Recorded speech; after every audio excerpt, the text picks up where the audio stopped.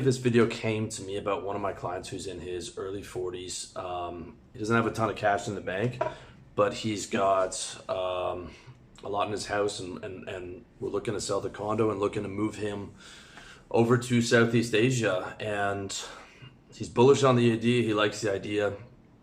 We're working on his income, working on all different types of things, and it's going quite well.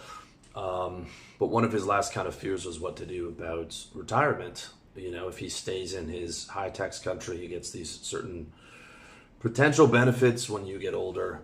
The first thing I told him is that's not going to exist when we're retiring. Social Security, Medicaid, whatever you guys think that you've been paying into is already bankrupt.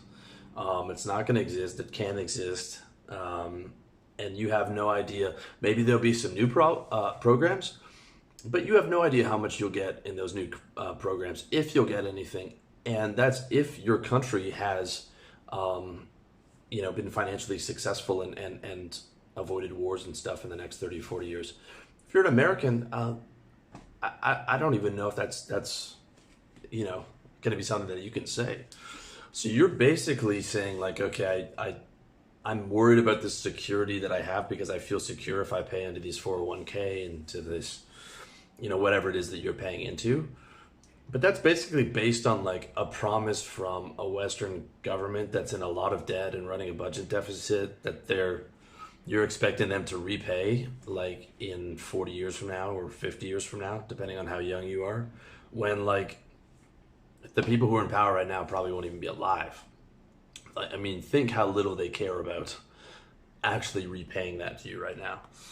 Because mostly what you're paying for right now is you're paying into these programs, and that's going directly to people who are living on the pensions and benefits now. Okay, this world that we're living in is not your father's world where you work one job your whole life, you get a gold watch, you retire, you get a pension. That was like a brief period in history where that works in America. But I am not going to bet on the government taking care of me when I'm 70. And I'm not going to make that whatsoever a major part of my decision on where I'm going to live. So that's the first thing. Okay, you don't have that security you cannot count on that security from the government when you're old. You cannot count on the government doing anything for you. Okay, and you shouldn't. Number two, just take retirement off the table, because to me retirement's death. I could sit on the beach for years and not do anything and live semi-retired.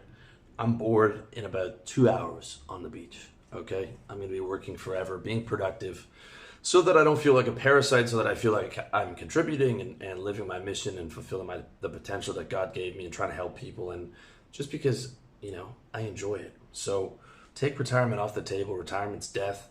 You do not want to retire. Retirement's for people who hate their jobs, okay? I worked with a guy who was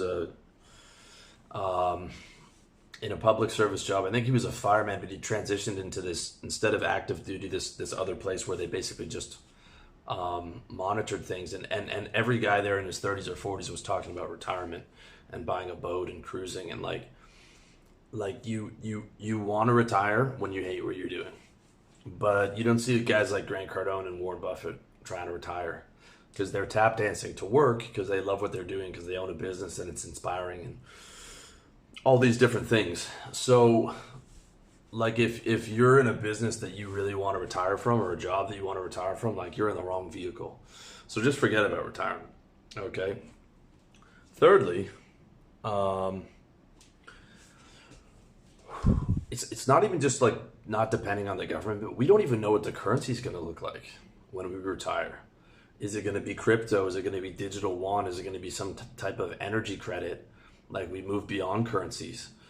This is what some people in the World Economic Forum are proposing now, like to do that in the next couple years, which is certainly unsettling. What is that going to look like? I have no idea, but I'm telling you, we're living in the fastest like technological revolution of any generation of all time, and it's accelerating at like breakneck speeds. And there's no way I'm going to be sitting there thinking like, oh yeah, I'm just going to have these dollars waiting for me in my social insurance or whatever it is that aren't massively, whatever it is there's currency is going to be inflated and depreciated. There's just no way. Okay. So the only plan you should have is not retire and get rich. Like, aim to get rich in the next 10 years if you're not already rich. Some of my clients are already multimillionaires. Some of my clients are worth 500 to a million. Some of them are younger guys starting out, and my first goal is to get them to stack 100K. That's the first level of affluence. So if you have less than 100K net worth, your first and like primary financial goal should just be like stacking that, getting 100K net worth, and hitting that first level of affluence. Okay. So plan on getting rich, plan on taking care of yourself, plan on the government's not going to take care of you. Your wife or girlfriend's not going to take care of you. Your parents might leave you something, but chances are you're going to have to be taking care of them when you get older. And, in my opinion, it's hard to live a good lifestyle, a comfortable lifestyle, unless when you're not in the 1%. Totally unfair. It's ugly. I mean, there's more problems with the system than I could even count. I don't have any solutions. The only solution I have is personal solutions for you. Aim to get in the 1%. Okay, from that 100K, aim for that $1 million net worth. And that's the game plan. Okay, so fuck retiring, right? Warren Buffett's not worried about his 401K. Neither is anyone in that Fortune 500. Neither are all the just single digit millionaires out there. They're not trying to get in on that. They're trying to get wealthy through their business and then have their investments pay for their retirement, or continue to own the business and get a check for it where someone else runs it. Okay, that's what people in the 1% do. That's what you should do. All right.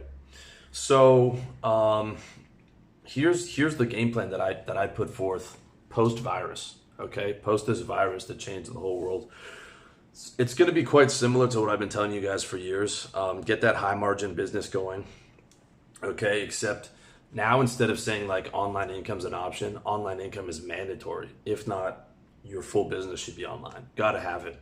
Just assume offline income's going to get interrupted with more lockdowns coming, and it's going to disrupt industries in a major way. Got to have that online income, high margin service business. Ideally high ticket to start. You can go lower ticket as you get bigger and go on volume. I mean, I've seen Dan Locke and Grant Cardone do that. They started high ticket, and then when you reach a certain amount of people, you can do it on volume. I'm going to be doing a bit more on volume when I launch my course, How to Play the Game of Life. But ultimately, you start high ticket. And then what you do, and this was a big mistake that I didn't do, was you create a compounding flywheel and dump earnings back into it to compound. Okay, so basically what I should have done was I should have done this course years ago and advertised and tried to get for every dollar I put into Facebook or Google ads, $2 to $3 out, and then compound that every single day and keep dumping 30% of what I made back into that instead of just like pulling the cash out and stacking it.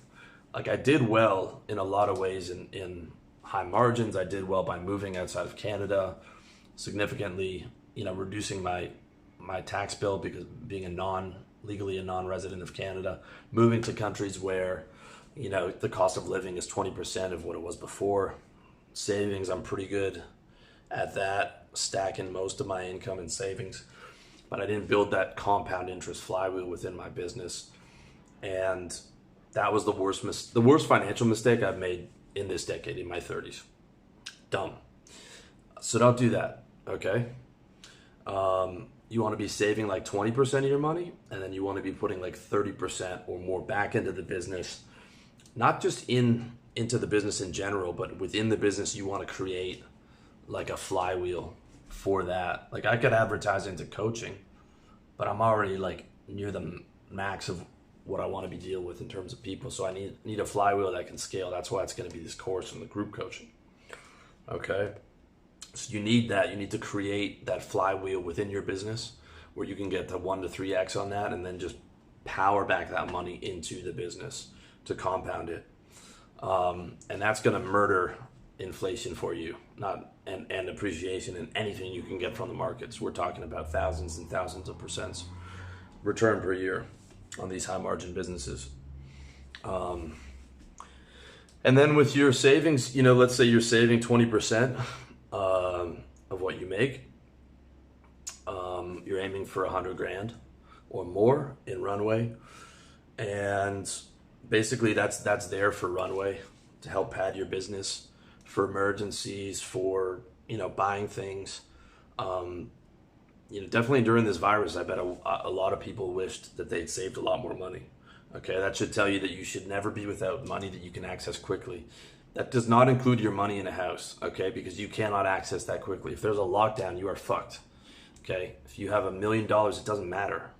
Same thing if you've got $1 million in gold bars, you can't sell those during a lockdown, and you can only sell a certain amount of those even without a lockdown. I don't know, it's quite unwieldy. So you should always have a certain amount that you can get after in case you need it. Okay, and I think that minimum is like 100K.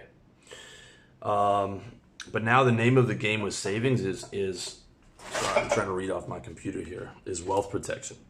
Okay, so I'm currently recommending the kitchen sink strategy minus property.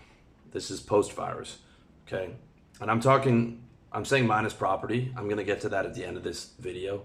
Property is when you're already wealthy, at least in the strategy that I'm talking about right now. So what we're doing is we're building a big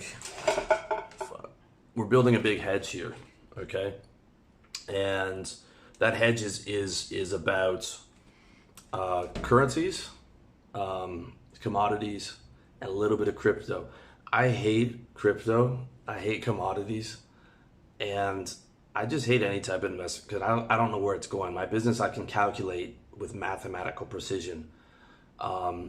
That's why I don't know what's going on with these currencies. I don't know if the US is going to go into hyperinflation.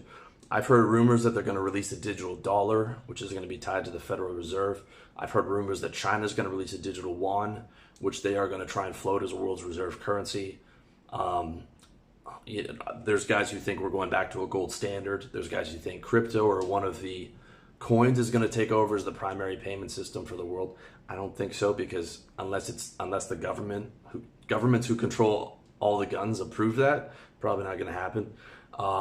Or do we move into sort of multiple currency scenarios where it's Facebook and Google and JP Morgan have their own crypto? And I've got no idea. Total uncertainty here. So here's what I'm doing, because my main fear is the US dollar, hyperinflation. That's my main fear right now.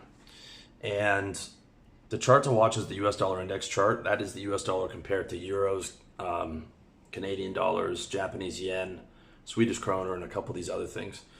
So instead of doing what Peter Schiff says, which is just buy gold as a hedge against US dollar, it is not a perfect hedge. It does not move with perfect inverse correlation to the US dollar at all. So the hedge is, we're comparing the US dollar to these other currencies.